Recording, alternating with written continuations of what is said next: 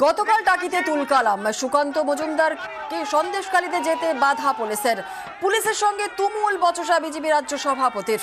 পুলিশের গাড়ির ওপরে উঠে পড়েন সুকান্ত মজুমদার।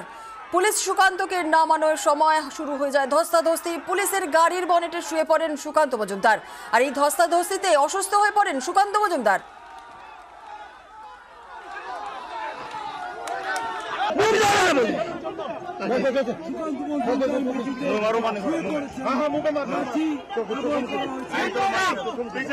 আর প্রাথমিক চিকিৎসার জন্য সুকান্ত মজুমদারকে বসিরহাট জেলা হাসপাতালে নিয়ে যাওয়া হয়।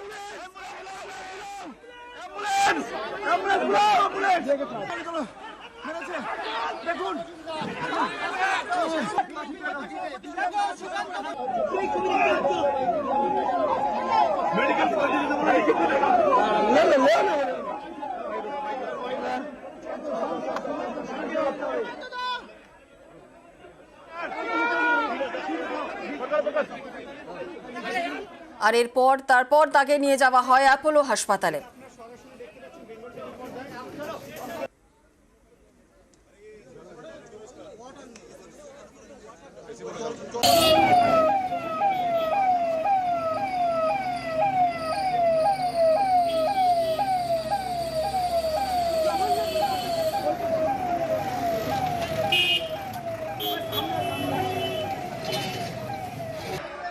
আর অ্যাপোলো হাসপাতালে আইসিইউতে সুকান্ত মজুমদার, তার শিরদাঁড়া এবং কক্সিসে চোট পেয়েছেন তিনি।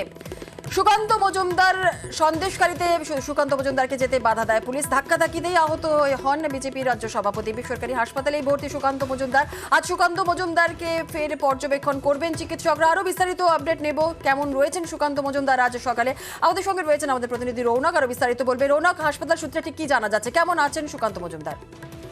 দেখো, 12 ঘন্টা কেটে গেছে, এখনো বেসরকারি হাসপাতালে ভর্তি রয়েছে রাজ্য বিজেপির সভাপতি সুকান্ত মজুমদার। এবং যেটা জানা যাচ্ছে,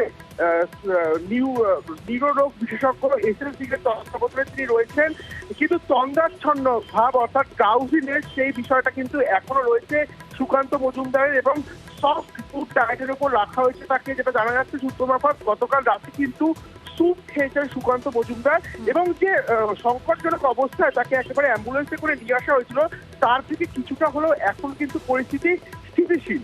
যেটা জানা যাচ্ছে যে এসএল সিং এর তত্ত্বাবধানে যে মেডিকেল বোর্ড গঠন হয়েছে, হয়তো প্রয়োজনে আজকে আবারও তার সিটি স্ক্যান এবং এমআরআই করা হতে পারে। কারণ ইন্টারনাল হ্যামারেজ কতটা রয়েছে সুকান্ত মজুমদারে তা স্পষ্টত বোঝার জন্য কিন্তু আজকে আরো কিছু পরীক্ষা করা হতে পারে। কিন্তু গতকালকে তুলনায় কিছুটা হলেও স্থিতিশীল রয়েছে আপাতত সুকান্ত মজুমদার।